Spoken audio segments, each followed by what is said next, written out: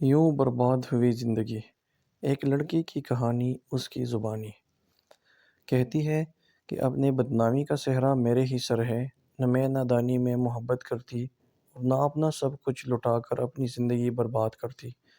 یہ ان دنوں کی بات ہے کہ جب کافی دنوں سے ہمارے گھر کے سامنے والا مکان خالی تھا۔ مالک مکان کسی مختصر فیملی کی تلاش میں تھا۔ جلد ہی اس کو کرایہ دار مل گیا۔ یہ کرایہ دار اسد رؤوف نامی نوجوان لڑکا تھا۔ وہ نزدیکی گاؤں سے شہر پڑھنے کے لیے آیا تھا۔ وہ سارا دن باہر رہتا اور رات کو گھر آ کر پڑھائی میں مشغول ہو جاتا۔ جلد ہی پاس پڑوس والوں نے محسوس کیا کہ اس کی صحت خراب ہوتی جاتی ہے۔ جب وہ گاؤں سے آیا تھا سرخ و سفید اور صحت مند تھا، بعد میں رنگت پیلی پڑنے لگی اور دبلا بھی ہوتا گیا۔ ایک روز والد صاحب کو گلی میں ملا۔ انہوں نے پوچھا، اسد بیٹے، تمہیں کیا ہوا ہے؟ کیا شہر کا پانی راس نہیں آیا جو روز بروز کمزور ہوتے جاتے ہو؟ انکل، دراصل میں صبح شام ہوٹل سے کھانا لے کر کھاتا ہوں، جبکہ مجھ کو باہر کے کھانے کی عادت نہیں ہے۔ یہی وجہ ہے کہ پیٹ خراب رہتا ہے۔ والد صاحب بولے، اگر تم چاہو تو کھانا ہمارے گھر سے کھا لیا کرو۔ طالب علموں کا بھی معاشرے پر حق ہوتا ہے۔ کھانا تو روز ہی پکتا ہے، ایک آدمی کا اس میں سے نکل جائے تو کیا فرق پڑتا ہے؟ ٹھیک ہے انکل، جب ضرورت ہوئی بتا دوں گا۔ اس گفتگو کے اگلے روز ہی معلوم ہوا کہ اسد ہسپتال میں داخل ہے۔ کسی غیر معیاری ہوٹل سے کھانا کھایا تو فوڈ پوائزننگ ہو گئی۔ کالج میں طبیعت خراب ہو گئی۔ کالج والے ہی ہسپتال لے گئے۔ چپڑاسی کو پیغام دے کر اسد نے ہمارے گھر بھجوایا تھا کہ میں فلاں ہسپتال میں داخل ہوں، میرے گھر سے اگر کوئی آ جائے تو ان کو بتا دیجیے گا۔ شاید انہی دنوں اس کے گھر سے اس کا بھائی یا کوئی رشتہ دار آنے والا تھا، تبھی اس نے یہ سندیسہ میرے والد کو بھیجا تھا۔ والد صاحب اسد کی عیادت کو ہسپتال گئے۔ وہ وہاں 5 دن داخل رہا۔ اس دن کے بعد سے اس کے لیے ایک ٹائم کا کھانا ہمارے گھر سے جاتا ہے۔ جب وہ کالج سے آ جاتا تو بیل بجا دیتا، ملازم اس کو کھانا دے آتا۔ اسد نے بہت اصرار کیا کہ وہ کھانے کی رقم ہر ماہ دیا کرے گا، لیکن والد صاحب نے منع کر دیا کہ کوئی بات نہیں، ہمسایوں کا بھی حق ہوتا ہے۔ کچھ دن بعد ہمارا ملازم چھٹی پر چلا گیا۔ والد صاحب تو دکان پر ہوتے تھے، لہٰذا اب اسد کو کھانا پہنچانے کا مسئلہ تھا۔ میرا بھائی دبئی میں تھا اور گھر میں ایک چھوٹی بہن تھی جو مجھ سے صرف 2 سال چھوٹی تھی۔ اس نے تو صاف منع کر دیا کہ وہ کھانا پہنچانے اسد کے گھر نہیں جائے گی۔ والدہ نہیں چاہتی تھی کہ اسد روزانہ ہمارے گھر میں کھانا کھانے آئے، کیونکہ اس طرح لوگوں کو باتیں بنانے کا موقع مل جاتا۔ اب اس کا یہی حال تھا کہ جب وہ کالج سے آتا، بیل دے کر دروازے پر کھڑا رہتا اور کھانا لے کر اپنے گھر چلا جاتا۔ کھانا کھانے کے بعد دوبارہ برتن دینے آتا، بیل دیتا اور ہم برتن لے لیتے۔ بظاہر یہ آسان کام لگتا ہے، مگر خاصا مشکل تھا۔ کبھی امی فارغ نہ ہوتی تو یہ فرض مجھ کو ہی انجام دینا پڑتا۔ ایک روز وہ کھانا لینے نہ آیا، اگلے روز بھی نہ آیا۔ امی برقع اوڑھ کر اس کے دروازے پر گئی، بیل دی، وہ باہر آیا تو پوچھا، بیٹا کھانا کیوں نہیں لے رہے؟ کہنے لگا، خالہ جی میری طبیعت ٹھیک نہیں ہے، بخار آ رہا ہے اور مجھ کو اسہال کی بھی تکلیف ہو گئی ہے۔ اچھا بیٹا، تو میں کھچڑی بنوا کر بھیج دیتی ہوں۔ امی نے مجھ سے کہا کہ کھچڑی بنا دو۔ میں نے کھچڑی تیار کر لی تو خالہ کا فون آ گیا کہ ان کے شوہر کی طبیعت خراب ہے، ان کو ہسپتال لے گئے ہیں، فوراً آ جاؤ۔ والدہ نے برقع سر پر ڈالا اور خالہ کے گھر جانے نکل گئی۔ ان کو یہ بھی یاد نہ رہا کہ اسد کو کھچڑی دینی ہے۔ کافی سوچ بچار کے بعد بالآخر میں نے ہی ہمت کی، چادر لپیٹ کر میں کھچڑی لے کر اس کے دروازے پر پہنچی۔ بیل دی، کوئی جواب نہ آیا۔ سوچا شاید اسد کی طبیعت زیادہ خراب ہے، سو ہمت کر کے اس کے گھر کے اندر چلی گئی، کیونکہ دروازہ کھلا ہوا تھا۔ دبے قدموں ڈرتی ڈرتی آگے بڑھی۔ وہ کمرے میں نہ تھا۔ واش روم سے پانی گرنے کی آواز سنی۔ کھچڑی اس کے کمرے میں پڑی ٹیبل پر رکھ کر میں الٹے قدموں لوٹی تو وہ واش روم سے نکل آیا۔ کہنے لگا، آپ کو زحمت کرنا پڑی، شکریہ۔ میں نے کہا، کوئی بات نہیں، اماں کو خالہ کے ہاں جانا پڑ گیا تبھی میں آ گئی۔ اچھا برتن لیتی جائے۔ اس نے پلیٹ میں کھچڑی نکالی، برتن خالی کر دیے۔ میں نے برتن اٹھائے اور گھر کو آ گئی۔ اس پہلی جرات کے بعد میری جھجک ختم ہو گئی۔ اب جب بھی میں فارغ ہوتی دروازے سے جھانکتی، اگر کوئی گلی میں ادھر ادھر نہ ہوتا تو تیزی سے اس کے گھر کے اندر چلی جاتی اور کھانا دے کر آ جاتی۔ شروع میں ہم سلام و دعا کے سوا اور کوئی بات نہ کرتے تھے۔ رفتہ رفتہ حجاب کم ہونے لگا اور میں ٹھہر کر اس کے ساتھ تھوڑی دیر کوئی ادھر ادھر کی باتیں کر لیا کرتی تھی۔ ابھی تک محلے والوں کو علم نہ تھا کہ میں اسے کھانا پہنچاتی ہوں۔ ایک روز بدقسمتی سے محلے کی ایک عورت نے مجھ کو اسد کے گھر سے نکلتے دیکھا۔ بس پھر کیا تھا، بات منہ سے نکلی اور کھوٹو چڑھی، اور ایک لگائی بجائی کرنے والی عورت تھی۔ ہر طرف اس بات کو پھیلا دیا اور یوں سارے محلے میں بدنام ہو گئی۔ ماں نے اسکول سے اٹھا لیا اور اس ڈر سے گھر سے میرا باہر نکلنا بند کرا دیا کہ کہیں اس معاملے کی خبر میرے والد کو نہ ہو جائے۔ اب تک تو ہمارے درمیان کوئی ایسا ویسا معاملہ نہ تھا، لیکن پابندی لگی تو نہ جانے کیوں دل کو بیکلی رہنے لگی۔ محسوس ہوا کہ میرے دل میں اس کی جگہ تھی جو اب اس کی جدائی مجھے تڑپانے لگی تھی۔ انسان پر پابندیاں لگ جائے تو کرب کی شدت بھی دو چند ہو جاتی ہے۔ اب میں اس سے ملنے کی نئی نئی ترکیبیں سوچنے لگی۔ ایک بار خط لکھ کر اس کے گھر کے اندر پھینک دیا، جس میں لکھا تھا کہ گلی میں نکل کر اپنی صورت دکھا دیا کرے، کہیں تو پھل بھر کو ملو۔ اس نے اس خط کا کوئی جواب نہ دیا۔ مجھ کو اور زیادہ بےقراری لگی۔ ایک اور خط لکھ کر دروازے سے جھانکا، دیکھا کہ گلی میں کوئی نہیں ہے تو تیز قدموں سے اس کے گھر کی طرف گئی۔ اس کے مکان کی وہ کھڑکی جو صحن میں کھلتی تھی وہ کھلی ہوئی تھی۔ ہاتھ آگے کر کے خط صحن میں پھینک کر الٹے قدموں گھر میں گھس آئی۔ اب اسد کو یقین ہو گیا کہ جب تک وہ مجھ کو جواب نہ دے گا میں اسی طرح احمقانہ حرکتیں کرتی رہوں گی۔ سو اگلے روز اس نے دوپہر کے بعد ہماری بیل بجائی۔ امی نماز پڑھ رہی تھی۔ میری چھٹی حس نے کہا، ہو نہ ہو وہی ہے۔ دبے قدموں دروازے پر پہنچی، جھانکا تو وہی تھا۔ کہنے لگا، میرے مکان میں میرے کالج کے دوست اور کلاس فیلو بھی آ جاتے ہیں، لہٰذا اب تم میرے گھر میں مت آنا، تو پھر گلی میں ہی میری بات سن لو۔ آخر تم نے مجھ سے کیا بات کرنی ہے ابھی کہہ دو۔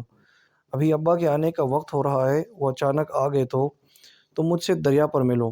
میری سہیلی کا گھر وہاں قریب ہے، میں اس کے گھر کا کہہ کر جاؤں گی۔ دن کو تو مجھے پڑھائی کرنا ہوتی ہے، کل سے امتحان شروع ہے۔ اچھا تو پھر رات کو مل لو۔ رات کو؟ اس نے حیرانی سے کہا۔ ہاں، دریا 2-4 قدم پر تو ہے۔ رات کو امی ابا جلدی سو جاتے ہیں، میں اندھیرے میں نکل کر دریا پر آ جاؤں گی۔ دیکھو آج رات ضرور آنا، ایسا نہ ہو کہ تم نہ آؤ اور میں وہاں تمہارے انتظار میں رات بھر بیٹھی رہ جاؤں۔ ایسا کہہ کر میں نے جلدی سے دروازہ بند کر دیا۔ اب رؤوف کے پاس اس کے سوا چارہ نہ رہ گیا کہ وہ رات کو دریا کنارے جا کر بیٹھ جائے اور میرا انتظار کرے۔ اتفاق کہ اس روز اماں اور ابا دیر تک باتیں کرتے رہے اور کہیں 12 بجے تک سوئے۔ جو ہی وہ سوئے میں نے دبے قدموں صحن عبور کیا اور آہستہ سے کنڈی کھول کر گلی سے جھانکا۔ آسمان پر ستاروں کی مدھم روشنی تھی، گلی سنسان تھی اور وہاں دور دور تک کوئی نہ تھا۔ جانے دل کی گلی کا کیا زور اور جذبہ ہوتا ہے کہ انسان نہ آندھی دیکھتا ہے اور نہ طوفان، انسانوں کا خوف رہتا ہے اور نہ بھوت پریت کا۔ تیز تیز قدم اٹھاتی تقریباً 7 منٹ میں دریا کنارے جا پہنچی۔ اگرچہ مجھے آنے میں دیر ہو گئی تھی تو کبھی یقین تھا کہ وہ وہاں ضرور ہوگا۔ ہزاروں وسوسوں کا خوف دل پر اٹھائے جب میں دریا تک پہنچی تو دیکھا کہ وہاں وہ نہ تھا۔ تھوڑا سا اور آگے بڑھی تو کوئی بیٹا نظر آ گیا۔ میں سمجھی اسد ہے جو میرا انتظار کر رہا ہے۔ جب ذرا اور آگے گئی تو دیکھا کہ وہاں تو وہ نہیں، کوئی اور بیٹا ہے۔ میں ڈر کر واپس پلٹنے لگی تو وہ بولا، ڈرو نہیں بہنا، مجھے اسد نے بھیجا ہے، اس کو سخت بخار ہے اور وہ میرے گھر میں لیٹا ہوا ہے، تم کو بلا رہا ہے۔ میں نے کہا، رات آدھی ہو چکی ہے، اب تمہارے گھر گئی تو واپس اپنے گھر کب پہنچوں گی؟ میرا گھر زیادہ دور نہیں ہے، اب آ گئی ہو تو اس کی بات سن لو۔ یہ لو، اس نے پرچہ لکھ کر مجھے دیا ہے، خود پڑھ لو اگر میری بات کا یقین نہیں ہے۔ اس نے جیب سے ٹارچ نکالی اور پرچے پر ڈالی۔ میں نے پڑھا، لکھا تھا، مجھ کو شدید بخار ہے، 2 گھڑی دیکھنے کو آ جاؤ۔ انداز تحریر اسی کا تھا۔ میں اس کی تکلیف کا سوچ کر تڑپ اٹھی، بغیر سوچے سمجھے اس کے دوست کے پیچھے پیچھے چل دی۔ ذرا آگے آئے تو اسکوٹر نظر آیا، وہ بولا، اس پر بیٹھ جاؤ، بس 2 منٹ میں پہنچ جائیں گے، تم کو واپس بھی اسی سواری پر لے آؤں گا۔ نہ جانے کدھر کس رستے وہ مجھے لے چلا۔ اس وقت میری مت ماری گئی تھی۔ اسد کے بخار کا سن کر اس کے پیچھے چل دی، حالانکہ مجھے واپس گھر کو پلٹنا چاہیے تھا۔ اسد کی سوچوں میں ایسی ڈوبی ہوئی تھی کہ اندازہ نہ ہوا کتنی دور چلی آئی ہوں۔ جب ایک مکان کے سامنے اسکوٹر روک کر اس نے اترنے کا کہا تو مجھے ہوش آیا۔ اب میں کلی طور پر اس کے رحم و کرم پر تھی۔ مکان کے اندر پہلا قدم رکھتے ہی دل نے کہا کہ تم نے یہاں آ کر بڑی غلطی کی ہے۔ دھڑکتے دل کے ساتھ آدھی رات کو میں ایک انجانے گھر میں داخل ہو گئی۔ تصور میں اسد کا پیارا چہرہ تھا اور کچھ سوچ نہ تھی۔ جب اندر گئی وہاں بستر ضرور بچھا تھا مگر اس پر اسد نہ تھا۔ ادھر ادھر دیکھا، شاید دوسرے کمرے میں ہو۔ ابھی میں جائزہ لے رہی تھی کہ دروازہ بند کرنے کی آواز آئی۔ وہ شخص جو مجھے لایا تھا دروازہ بند کر چکا تھا۔ اتنے میں دوسرے کمرے سے دو اور آدمی بھی آ گئے مگر ان میں کوئی اسد نہ تھا۔ میں نے پوچھا، اسد کہاں ہے؟ ان میں سے ایک بولا، اسے بھول جاؤ، وہ دریا میں ڈوب چکا ہے، اب ہم ہیں تمہارے اسد۔ اس کے بعد کیا کہوں؟ قلم کو خون کے آنسو میں ڈبو کر لکھوں تو سارے بدن کا لہو کام آ جائے گا۔ میں کتنی بے بس لڑکی، اور یہ انسان نما درندے جو قدم بنا سوچے سمجھے اٹھایا، وہ مجھے کس راہ لے آیا۔ رات سر پر سے ایسے گزری جیسے ڈائن ہو، ہزاروں گدھ اور چیلیں چلاتی ہوئی کانوں میں محسوس ہو رہی تھی۔ صبح ہوئی بھی تو کتنی سیاہیاں سمٹ کر میرے دامن میں لے آئی۔ اجالا تو پھر ہوا ہی نہیں۔ میں نے اگر ایک غلطی کر لی تھی تو دوسری نہیں کرنی تھی، مگر اگلی سب سے بڑی غلطی یہ کی کہ ابا کے خوف سے صبح گھر پہنچنے کی کوئی تدبیر نہ کی۔ حالانکہ میں چاہتی تو صبح گھر چلی جاتی، جو ہوتا سو ہوتا۔ بابل کی چھت سے تو نہ جاتی، مگر میں تو وہی بیٹی روتی رہی، اسد کو کوستی رہی کہ اس نے یہ سب کچھ میرے ساتھ جان بوجھ کر کیا تھا یا وہ خود کسی کا شکار ہو گیا تھا۔ بھول پن سے اپنے کسی دوست کو اپنا رازدار بنا کر ان کو موقع فراہم کیا تھا۔ یہ عقدہ تو کبھی کھل ہی نہ سکا۔ گھر جاتی تو یہ عقدہ کھلتا، لیکن گھر کس منہ سے جاتی؟ میری حالت میری بربادی کا نوحہ تھی۔ بھلا کون مجھے قبول کرتا؟ شاید ابا جان مجھ کو دیکھتے ہی شوٹ کر دیتے۔ دوپہر تک میں روتی رہی۔ وہ لوگ گھر کو تالا لگا کر چلے گئے۔ میں نے پاس پڑوس میں جھانکا اور نشور مچایا، یہی جی چاہا کہ اپنی بدنامی کا صحرا گانے سے بہتر ہے کہ یہی پیاسی دفن ہو جاؤں۔ شام کو وہ لوگ آ گئے، کہا کہ یہاں رکنا ٹھیک نہیں، کسی نے پولیس کو اطلاع کر دی ہے، ان کے ہتھے چڑھ گئے تو اخباروں میں تصویر آ جائے گی، بہتر ہے نکل چلو۔ انہوں نے تو نہ تو مجھے اسد تک پہنچایا اور نہ میرے گھر تک، بلکہ ایک کار میں لاہور لے آئے اور یہاں شاہی محلے میں ایک عورت کے گھر پر چھوڑ کر چلے گئے۔ اس عورت نے مجھے دلاسا دیا۔ وہ کہتی کہ مجھے ماں سمجھو، مگر وہ ماں نہیں، ماں کے نام پر دبا تھی۔ وہ مجھے ہیرا کہہ کر متعارف کراتی تھی۔